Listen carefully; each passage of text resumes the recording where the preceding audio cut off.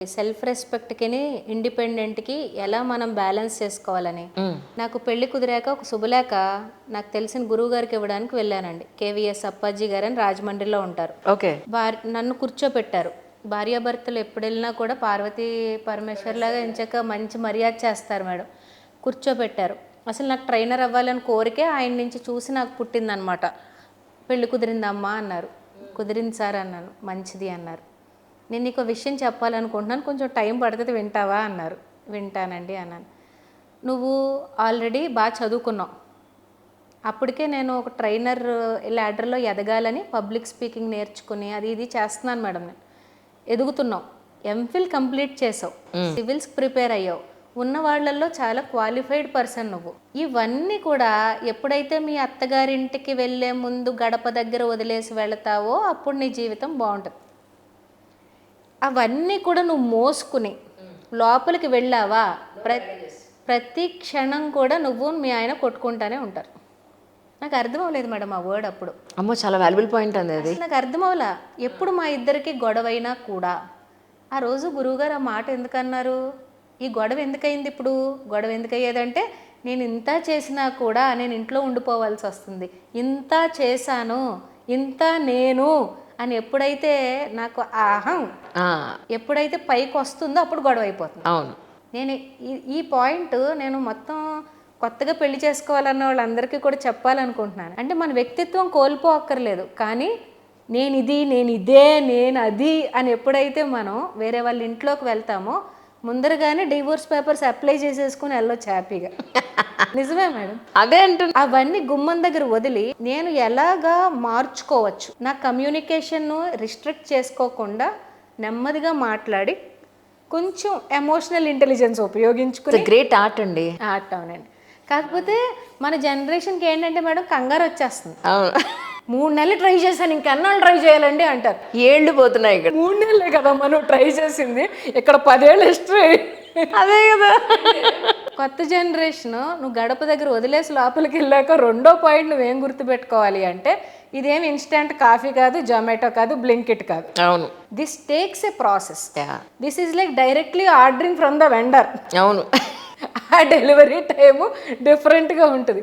కాబట్టి ఏమున్నా కూడా నువ్వు పెద్ద యూఎస్ఎల్ ఎంఎస్ చేసినా, పెద్ద సాఫ్ట్వేర్ ప్రోగ్రామర్ అయినా, నీ జీతం సంవత్సరానికి ₹1,00,00,000 అయినా, నువ్వు పెళ్లి చేసుకోవాలన్న ఆలోచనకి ఫస్ట్ 2 చెక్ లిస్టులు ఏంటంటే నేను గడప దగ్గర వదిలేసి మా అత్త మామల దగ్గరికి, నా మొగుడు దగ్గరికి వెళ్తాను, వెళ్ళి చక్క పెట్టుకుంటా, నేను అది ఏంటో బ్యాలెన్సింగ్ చేసుకుంటా అంటేనే పెళ్లి చేసుకో. అవును.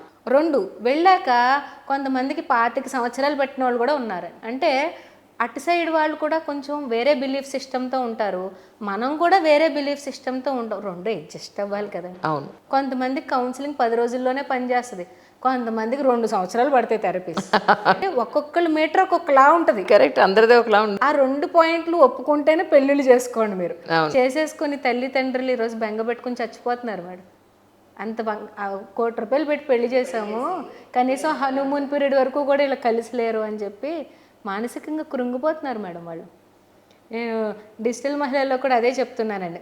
మీరు చిన్న చిన్న పిల్లలని ఆ పిల్లకి రిబ్బన్లు వేసేసి క్లిప్పులు పెట్టేసి అందంగా తయారు చేసేసి పిల్లోడికి ఏమో మంచి మంచి ఇలా చేసేసి వాడు కరెక్ట్గా 4th క్లాస్కి వచ్చేటప్పటికి వాడికి ఫ్రెండ్స్ లోకం అయిపోయి మిమ్మల్ని పట్టించుకోకుండా వాళ్ళు 8th 9th వచ్చేటప్పటికి స్పెషల్ క్లాసెస్ అని ఫుల్ డేస్లోకి వెళ్ళిపోయి తర్వాత వాళ్ళు ప్రోగ్రామింగ్స్కి అని చెప్పి ఫ్యూచర్ ఎడ్యుకేషన్కి అని చెప్పి పక్క కంట్రీస్ పక్క స్టేట్స్కి వెళ్ళిపోతే నువ్వు అప్పుడు ఒంటరి అయిపోయావని ఫీల్ అవ్వకు. నువ్వు మొదటి నుంచి కూడా నీకు నువ్వు టైం పెట్టుకో.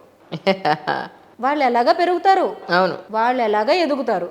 నువ్వు నేను చేసేయాలన్న ఆతురతతో వాళ్ళు నిన్ను వదిలేశారన్న ఒంటరితనంలో చచ్చిపోతున్నాను. ఈరోజు మీరు 45-50 ఏళ్ళు వచ్చిన మహిళల్ని చూడండి. అవును అవును, పిల్లలు పెద్ద అయిపోయి జాలేస్తుందండి. ఇంకేం చేయలేకండి 3 పూట్లు పూజ చేసేస్తున్నారు. 2 పూట్లు కాదు, 3 పూట్లు పూజ చేసేస్తున్నారు. ఫోన్లండి వాళ్ళకి మనశ్శాంతి. ఇంకేమీ చేయలే. అది కూడా ప్రాబ్లం అయిపోతుంది మేడం. ఫ్లైట్లో ఒక ఆయన కలిసారు మేడం నన్ను. 11 సార్లు అరుణాచలం గిరి ప్రదక్షిణ చేయించిందంట అలా ఆవిడ. నేను ఒక ఇంటర్వ్యూ చేశాను దీని మీద. అంటే మీకు ఒంటరితనంలో మీ మానసిక ప్రాబ్లమ్స్లో మీరు భక్తిలోకి వెళ్తే వెళ్ళండి, ప్రాబ్లం లేదు. కానీ అది పర్వాలేదు మేడం. పొద్దున్నే 3:30కి ఏదో శుద్ర పూజలు అంట మేడం. బాబాయ్ అంటే మెంటలీ చాలా సిక్కుడు పరిస్థితి ఏంటి మేడం అక్కడ? ఎంత ఖర్చు మేడం అది? నువ్వు నడిస్తే నడిచావు 11 గిరి ప్రదక్షిణాలు, నేను ఎక్కడ చేయను. అమ్మ ఆయన ఫ్లైట్లో మేడం నేను హెడ్సెట్ పెట్టేసుకుంటే కొంచెం రిక్వెస్ట్ చేసి తీపిచ్చి మా ఆవిడ కొంచెం కౌన్సిలింగ్ చేయండి, నాకు ఇబ్బంది అయిపోతుంది అంటే ఇదంతా కూడా మళ్ళీని దానికన్నా శుభ్రంగా ఇంట్లో కాస్త మట్టి తెప్పించుకుని 4 మొక్కలు వేసుకుని పొద్దున్న సాయంత్రం ఆ మొక్కల పరిరక్షణ. మరి మరి మరి డివోషనల్ ఇన్ఫ్లుయెన్సర్స్ అందరూ ఏమైపోతారండి? అయ్యో మరి వాళ్ళని ఎవరు పోషిస్తారండి అలా చేస్తే? నువ్వు కన్ఫామ్గా ఈరోజు మనం ఇప్పుడు జూలై నెలలో ఉన్నామండి. అవును 11 మంచి నెల, 7 మంచి నెల అని వాళ్ళు వదరగొట్టేస్తుంటే పాపం ఈ ఆడవాళ్ళు కరెక్ట్గా జూలై 7వ నెల 7వ సంవత్సరంలో నెంబర్ కలిసి వచ్చింది 25 + 7 5 + 2 7. నేను ఇప్పుడు ఏమనుకుంటే అది అయిపోతుంది అని డివోషనల్ వాళ్ళు చెప్పారు అనుకోండి, ఇక అదే పట్టుకుని నిజంగా అది ఒక పెద్ద టెక్నిక్ అయి ఉండొచ్చు, కానీ తిన పరిస్థితి ఏంటో తెలుసుకుని ఫాలో అవ్వాలి కదా టెక్నిక్ని. అదే కదా, అది ఫాలో అవ్వకుండా ఇది చేయమన్నారు ఇప్పుడు పెద్ద పూజ చేసేస్తే నా జీవితంలో మిరాకిల్ జరిగిపోయి ఆనందం వచ్చేస్తాయి అంటే లింక్ లేకుండా అదే అదే ఇవన్నీ నీ ఇంట్లో మగాళ్ళు ఇబ్బంది పెట్టేస్తున్నాయండి. వాళ్ళు భయపడిపోయి బయట క్లబ్బుల్లోనో ఆర్గనైజేషన్లోనో బయట తిరుగుతున్నారండి. వాళ్ళకి ఇంటికి వెళ్ళి జాబ్ అయిపోయినా కూడా నాకు 2 hours ఓటీ అంటున్నారండి వాళ్ళు. అంటే ఈ ప్రతి దానికి కూడా ఒకటేనండి, సద్గురు శివానందమూర్తి గారు అని ఒక గురువుగారు చెప్తారు, మహిళ మూర్తిగా మారాలి, మహిళ శక్తిగా మారాలి. ఈ 2 మారినప్పుడు కుటుంబం శక్తిగా అవుతుంది. కుటుంబం బాగున్నప్పుడే సమాజం బాగుంటుంది, సమాజం బాగున్నప్పుడు దేశం బాగుంటుంది.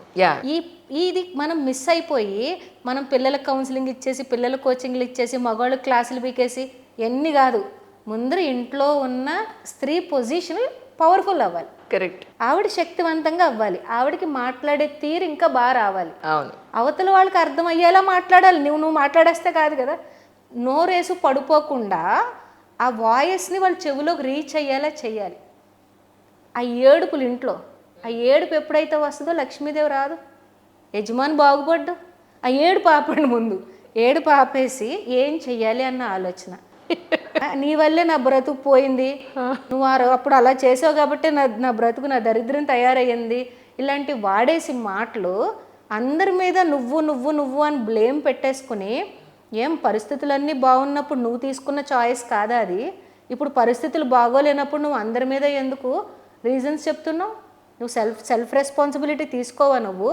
అలా ఏ మహిళ అయితే ఎవ్వరూ కారణం కాదు, ఈ పొజిషన్లో ఉండడానికి నేనే కారణం, నువ్వు బాగుపడినా నువ్వే కారణం, నువ్వు ఏడుస్తూ ఉన్నా నువ్వే కారణం అని ఎవరైతే రియలైజ్ అవుతారో ముందర భర్త బాగుంటాడు.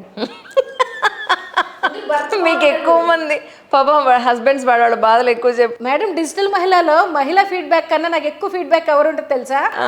వాళ్ళు ఒక ఆయన అయితే ఎండలో 12ంటికి వచ్చారండి, కంగారు పడిపోయాను నేను, ఆవిడ ఏమన్నా సూసైడ్ అటెంప్ట్ చేసుకుందేమో అని కంగారు పడిపోయి వస్తే మా స్టాఫ్ అన్నారు, అలా ఎలా అండి మేడం స్కెడ్యూల్ ఉంటుంది కదా, క్లాస్లో ఉన్నారంటే బయటే నుంచుని ఉన్నారండి. లోపలికి పిలిచి కొంచెం భోజనం అది పెట్టి ఏమైందంటే కళ్ళనీళ్ళు పెట్టేసుకుంటున్నాడు. నేను అసలు ఎప్పుడు అనుకోలేదండి నా పెళ్ళం మారుతుందని. ఎంత ప్రశాంతంగా ఉందోనండి, ఎంత ఏదైనా పర్వాలేదండి, చిన్న మీరు ఉద్యోగం ఇస్తానన్నా మీ పక్కన పెట్టేస్తానండి, రోజు దింపుతానండి నేను అంటే. అప్పటి వరకునండి ఆవిడ ఆ ఫ్రస్ట్రేషన్ అంతా ఎక్కువైపోయి అందరి మీద చాడీలు చెప్పడం, ఊరికే తలకి గోడకు కొట్టేసుకోవడం, ఏడ్ చేయడం. చాలామంది ఆడవాళ్ళు మీరు చూస్తేనండి వంటగదిలో బేట్లు ఉంటాయి, గిన్నెలు పగిలిన సౌండ్లు, ఇటు బయటకు వచ్చి ఏమి చేయడానికి అది టీవీ మీద కూరలు పచ్చళ్ళు ఉన్నట్టు ఏదో ఒకటి.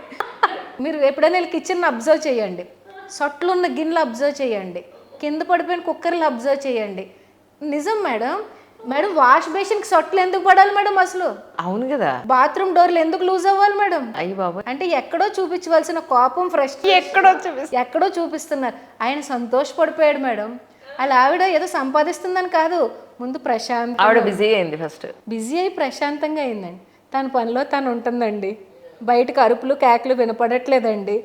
మా ఫ్యామిలీలోకి వచ్చిన దేవత, నేనేం దేవతని దయ్యాన్ని కాదండి, మీరు ఫస్ట్ నుంచి ఆవిడతో మాట్లాడేసి చేసుంటే, ఆవిడకి ఏదో చెయ్యాలని ఉన్నప్పుడు కొంచెం మీరు సపోర్ట్ చేసి ఉంటే సరిపోయేది.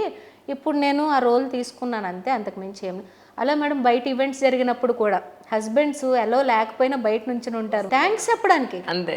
ఎందుకంటే మాకేం వీడు సంపాదించే అక్కర్లేదండి, వీడు మాకు కోట్లు సంపాదించే అక్కర్లేదు, ముందర మానసికంగా హ్యాపీగా ఉందండి అనేది ప్రతి మహిళకి అవసరం మేడం ఈ రోజు అది.